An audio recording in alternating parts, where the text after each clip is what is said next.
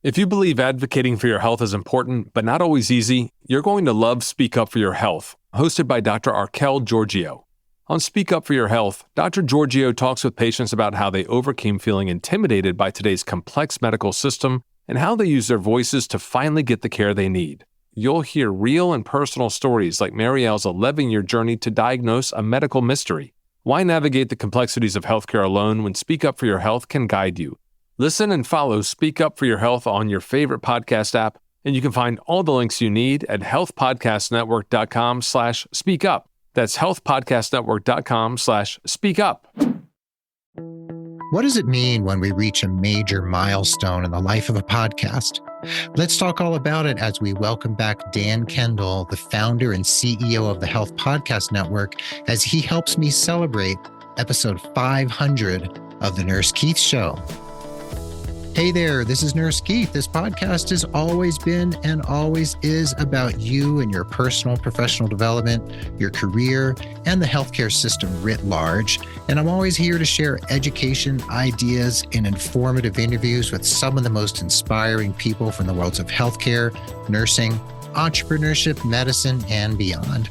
I love having you along for the ride, and I always want to thank you from the bottom of my nurse podcaster's heart for being part of the growing Nurse Keith Nation, especially as we mark episode 500 today. And if you'd like to help other people find the show, you probably already know my ubiquitous request, which is leaving a rating and review over on Apple Podcasts. And my thanks to all of you who've already done so. And if you'd like to become a patron, you can still do that at patreon.com/Nurse Keith. patreon.com/Nurse Keith. And no matter how you interact with the show, whether you're sharing, becoming a patron, listening, just tuning in, I appreciate you so much. The show notes are always at nursekeith.com in the drop-down menu labeled podcasts. And of course, the show notes are always in any app where you happen to find yourself listening on your mobile device or smartphone. And as I said, we're here today with my friend and colleague, Dan Kendall, and he's the founder and CEO of the Health Podcast Network. And Dan agreed when he and I chatted not long ago to come on the show and basically sort of turn the tables and allow me to actually respond to some questions from him rather than the other way around. And Dan, thank you so much for being here. And it's really exciting to have you here because you're such an evangelist of the podcast world. And I just admire you so much and appreciate you taking the time. Well, Keith, I really appreciate the invitation. Thank you so much. It's an honor and privilege to be able to interview such an accomplished interviewer and someone who's done so much to make an impact in healthcare and also in the world of content creation. You've been a real pioneer and inspiration for many, many years. And even before you and I had a chance to connect back at the very beginning of Health Podcast Network. So it's great to be able to ask you some of the questions that I'm sure some of your listeners would like to have answered, and that I would like to understand a little bit more about this journey, this important milestone that you've hit 500 episodes. This is a real rarity in the podcast space across any genre to hit that number of podcasts. So I want to just take a minute first, Keith, and reflect back to when you started this 500 episodes ago. What was some of the motivation for creating a podcast? What were you trying to achieve, and what did you really think about as you were being such a pioneer in a very, very early period of podcasting, and to bring your voice and to bring the voices of others into this space? What were your goals? What were your motivations and objectives? Good question. Well, you see, the funny thing is when I launched the Nurse Keith Show, I already had a podcast. My colleagues, Kevin Ross and Anna Morrison, and I had met. We met on Twitter in 2011, and nursing was really hot on Twitter at the time. And we were chatting and getting to know each other. And then we switched to Skype because we wanted to meet and have video calls. And, this whole thing of like these podcasts kept coming up, and we kept hearing that there were a couple shows out there and we didn't really understand what it was. And we just decided like, hey, we could do something for nurses because there's nothing out there for nurses. And maybe there was one there was one show out there. I don't even remember what it was called at the time. And we did a little research and we launched RNFM Radio, which may have been the very first official nursing podcast, or maybe the second out on the internet. And that show was a call-in show on Blog Talk Radio, believe it or not. And we actually had listeners calling in and asking questions live. It was really wild and kind of like we had no idea what we were doing. It was very unwieldy. And eventually we kind of got it down and started doing interviews. And there was a certain point several years in where I decided to launch my own show. And it was a scary moment because I still didn't feel like I quite knew what I was doing. It's really going back to the old days of, almost tape and reels in terms of getting things to work. You have been such an inspiration to so many people to create podcasts and to serve the nursing community. What do we have? About 4 million nurses in the US right now. And I'm just sure that your podcast has been downloaded by people all around the world in all 190 plus countries. How has the process of creating a podcast sort of met or exceeded your expectations? What's the process been like in terms of the reward or the feedback that you've received for creating this content? Yeah, well, when we launched RNFM Radio, the response was overwhelming. People were calling in, people were listening, we were getting emails, we were getting tweets. It was almost like the Wild West, and people were so appreciative of having a place where they could chat and having a place where we would be really honest about what we were witnessing and what we were seeing. So, our expectations were low because we didn't know what we were doing, like I said, and we didn't know what it would lead to. So it was such an unknown. There was just this huge question mark. And none of us had done audio before. We had I think one or two of us had played in the video space at that time, 2011. And we didn't know what to expect. And then when I launched my show, it was really, my specific purpose was to provide a space where I would basically be teaching and supporting nurses around very basic career stuff, because that was what I was doing as a career coach. But I quickly realized that you can only talk about resumes and cover letters and interviews and job searching so much. So I realized that the show had to change. So my expectations and my plans for the show had to continue to morph because I realized that there was more to say. And my original intent for the show seemed so narrow at the time that I couldn't continue with it as it was, because it was kind of untenable just doing career advice, because there's only so much you can say over and over again. You've had such a wonderfully successful show, and I know it's had bumps along the way. Everyone has bumps along the way, whether it's a tech stack that you need to migrate or a website that you need to improve and update, or a social media account that you need to create and grow.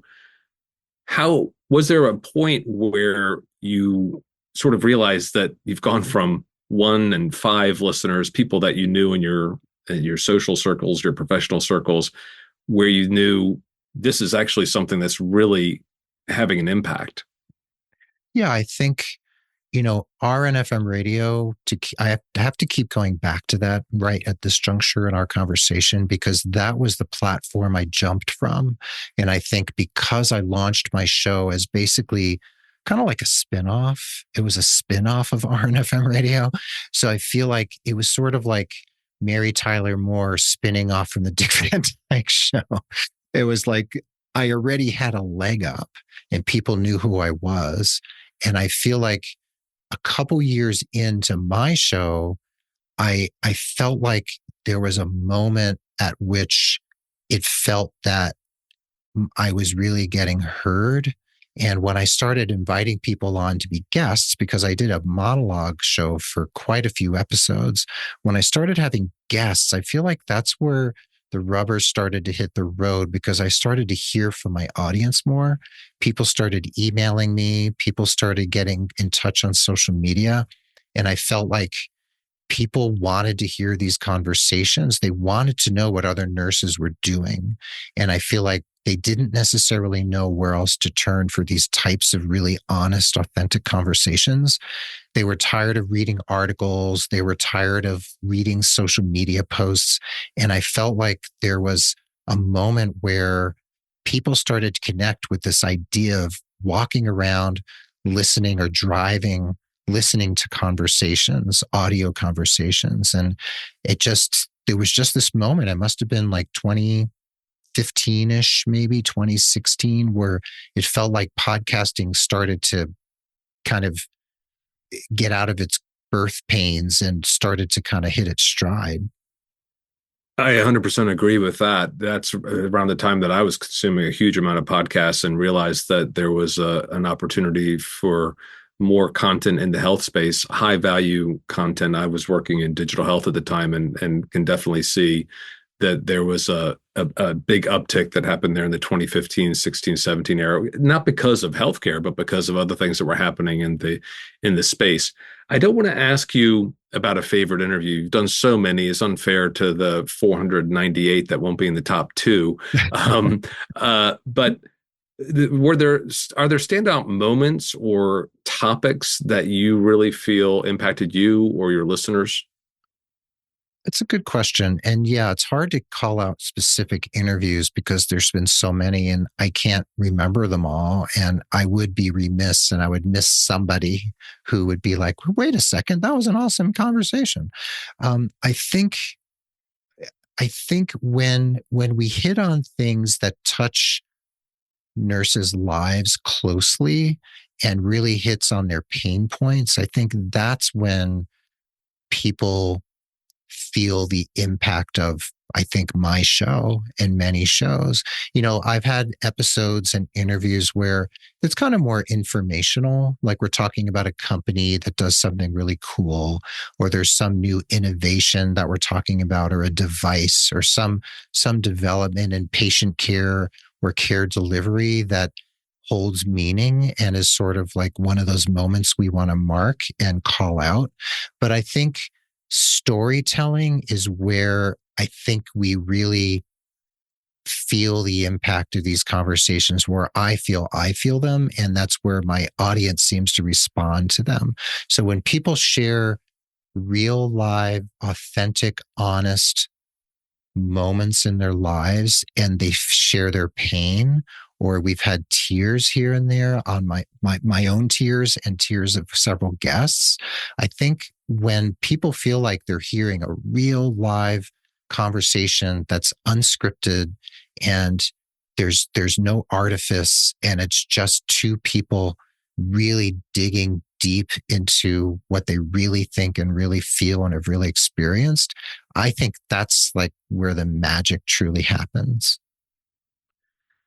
You've created so many episodes and your voice has been heard over so many hours and hundreds of thousands of downloads over the years. I'm sure, and I know from having been in a conversation with you where you interviewed me, you are fully in that moment. When that's recorded and pushed out and put into people's cars and kitchens and while they're running errands and exercising or brushing their teeth or whatever they're doing when they're listening to your voice, you must have had the many opportunities where people have said how much your content, your conversations have meant to them. Do you have anything sort of memorable that listeners have fed back to you about something they took away or made an impact in their lives from listening to the content you've created? Yeah, I've had a couple people reach out to me where they said that they felt like they were hearing their own story being told, where someone, whether it was me or one of my guests, probably a guest more likely, was sharing some major challenge, whether they lost a child. I know I've had a couple episodes where several people have talked about loss.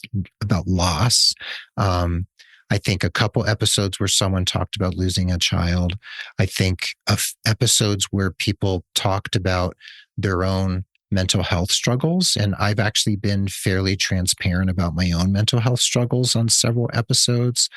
And when we delved into issues around nurses and mental illness, and we've talked about suicide and suicidal ideation, and we've touched on the places where people really feel pain. I think people respond to the fun stuff too, but I think because healthcare is it's so fraught, and oftentimes nurses are seen as infallible, and nurses often feel like they have to be infallible and they have to steel themselves against pain and suffering, that when nurses hear other nurses actually just like going for it and sharing what they've actually experienced and the pain they felt, and I just feel like what I want to go back to that notion of like where all the artifice is gone and it's just like bald, unscripted human emotion and experience. That's where I usually hear the most from people when they say they experienced some epiphany or some moment where a podcast episode just really touched them. So I think when people's hearts are touched, that's kind of where I feel like I've done my job. What I think is so amazing about people who do what you do is not only are you a nurse, not only are you a coach, but you're also creating this content. And creating a podcast is not simple. If I had known how difficult it was, I may not have actually gotten started. You were alluding earlier about how you didn't really know what you were doing. And most of us who are doing this sort of work didn't really know what we were getting into when we started. And it's not simply about pressing record and having a conversation. It's really around the editing, the storytelling, the promotion, the technology, all the different things that come together to create a media brand, which is essentially what you've done. And you've done that while you've also been practicing as a nurse and working as a coach and having an impact on people's lives.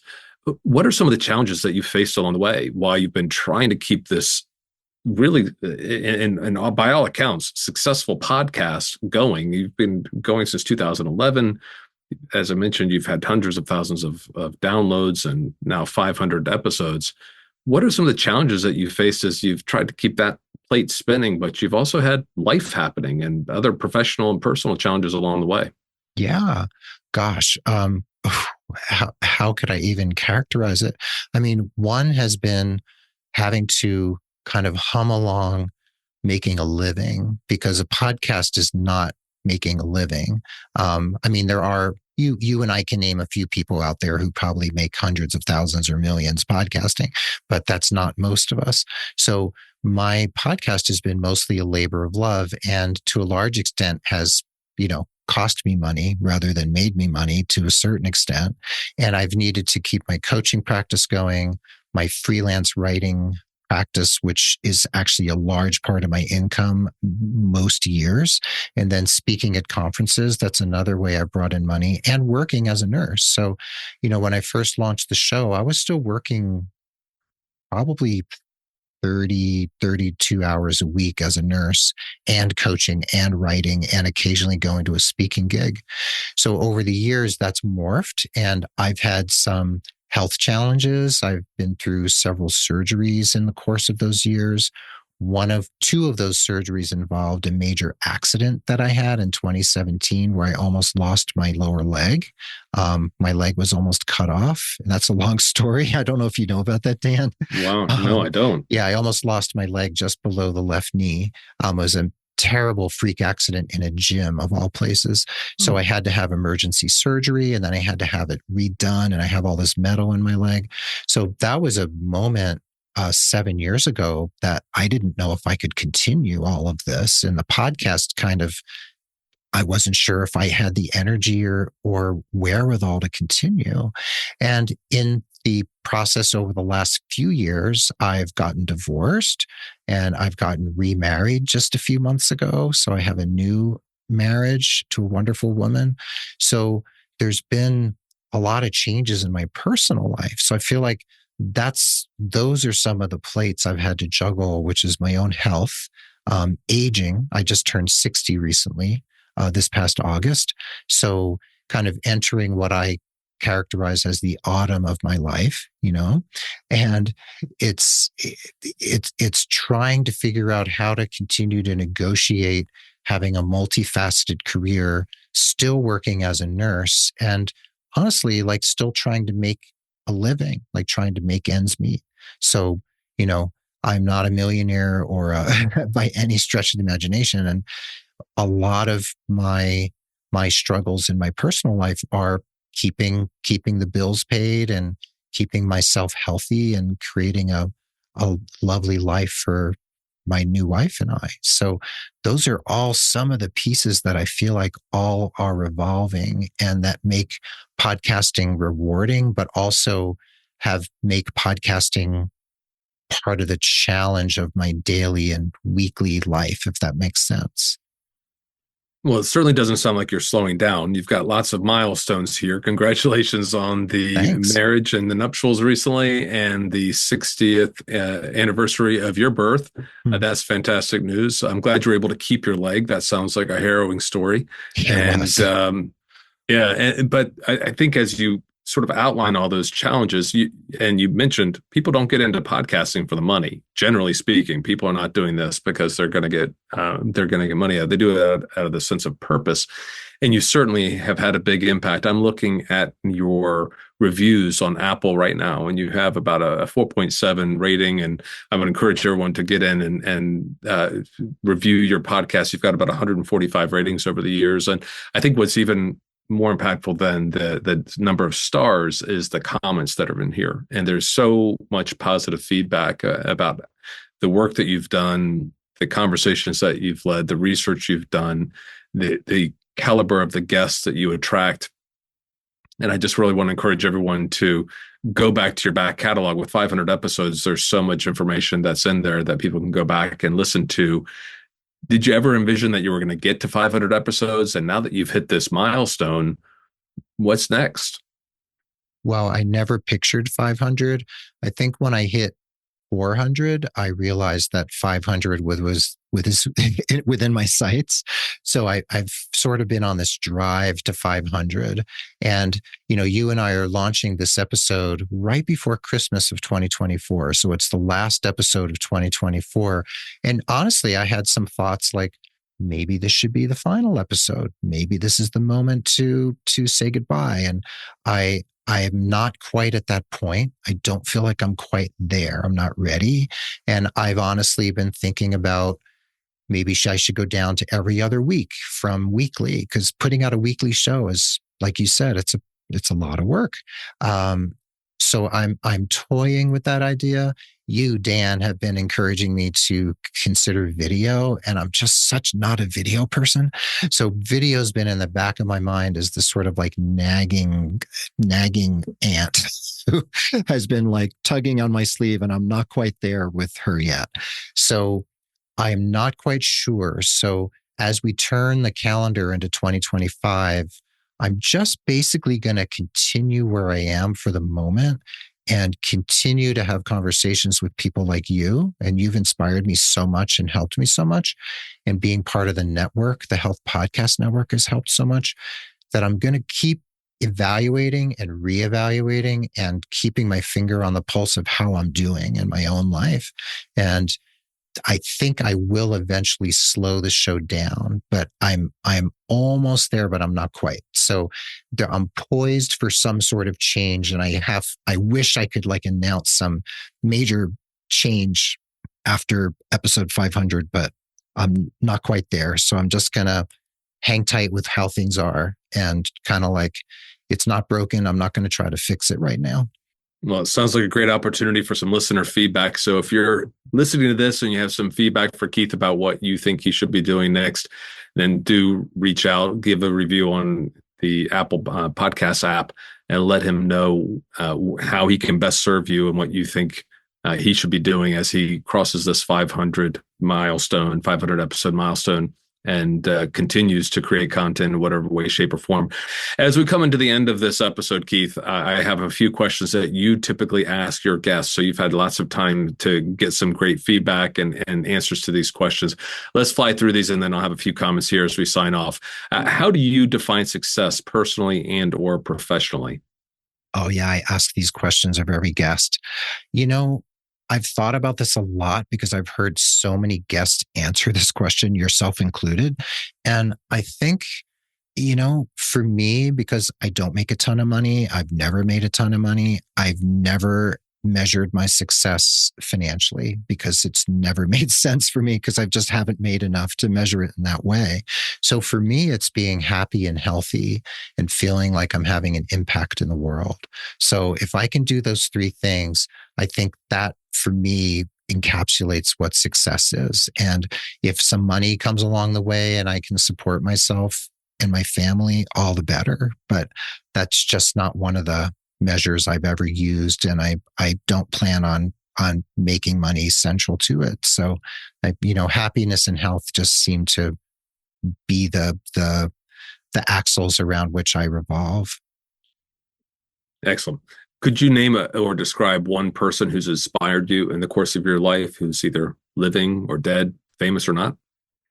Yeah, the person I flash on in this very moment is my great aunt. Her name was Teresa Bernstein Meyerowitz, and she was a very well-known painter. And her husband, William Meyerowitz, was my blood relative. These are my mom's aunts and uncles, my mom's aunt and uncle. But Teresa was a well-known painter. She died at the age of 112 back in the year 2001, right after, not that long, right before 9/11 occurred. And so she was 112 years old. And she is this voice in my head who has always been there and always will be. I have paintings of hers in my house. And she's one of the people who just helped form the person I am. And I think I'm continually grateful to her as my ancestor for setting the ground for the person I am and the person I become. So Teresa was an amazing woman. If anyone wants to look her up, Teresa Bernstein Meyerowitz, she was an amazing painter and a suffragette and just a historical figure of great import. And she's considered a super centenarian because she lived to be greater than 110. That is a very impressive milestone in her life, and sounds like she's made great use of her talents. And I'm glad that you're able to have that on display around your home. That must be a nice feeling to have her presence there with her work and her creation that she's shared with you. Yeah. Keith, I'd love to know about a book or a film or something else from either culture. It doesn't need to be an absolute favorite. Something that's had a real significant impact on the way you think, the way you live your life, or the way you approach your work. Yeah, I always ask about this, and people mention movies. They mention sometimes musicians, sometimes they mention books. And for me, it's a film I go back to over and over and over again. And some people might think this is really arty and nerdy, but the film My Dinner with Andre by Louis Malle, and it stars Andre Gregory and Wallace Shawn. And it's basically a film of two men who are actors having a conversation over a dinner table for about an hour and a half. And it might sound really boring, and to some people it might be, but this film touches on so many important aspects of life and existence. It's very existential in a way that I continually go back to it and learn more and more about myself and the world by watching it. So if anyone wants to check it out, it's called My Dinner with Andre, and it's a real classic. It came out in the 80s when I was an art student. And it's just one of those crystallizing moments in popular culture and art that has just stayed with me my entire life. My Dinner with Andre. I love that question that you ask us because I always discover something new, and that certainly is a new one for me. So I will add that to my movie watch list. So Thanks for that recommendation. Awesome. And if you were named King of the World tomorrow, King Keith has a nice ring to it. Maybe that's the next podcast series you can create. What would be your very first act as king to improve the lives of your subjects?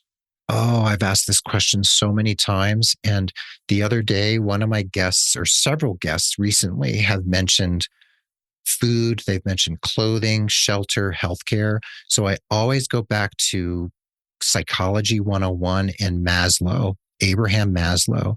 And if you look at Maslow's hierarchy of needs, the bottom of the hierarchy of needs is food, clothing, and shelter. And I think in the 21st century, we just have to put healthcare in there. So if I could provide everyone with food, clothing, shelter, and excellent healthcare, I just feel like so many problems in the world will be solved that we'd be kind of all set as humanity. So if we go back to the basics and those 4 aspects of what it means to be human, I feel like we would be taking care of each other and ourselves, and everything else I think would take care of itself.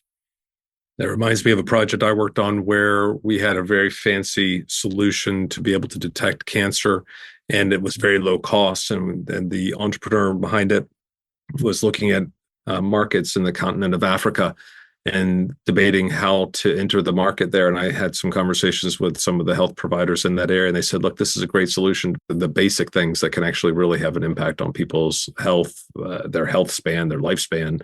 So I appreciate your world. And Keith, listen, I thank you so much for the opportunity and invitation to have this conversation with you. I know I'm speaking on behalf of tens of thousands of listeners that you've reached over the years, and you continue to reach with your content and the podcasts that you're creating and the work that you're doing.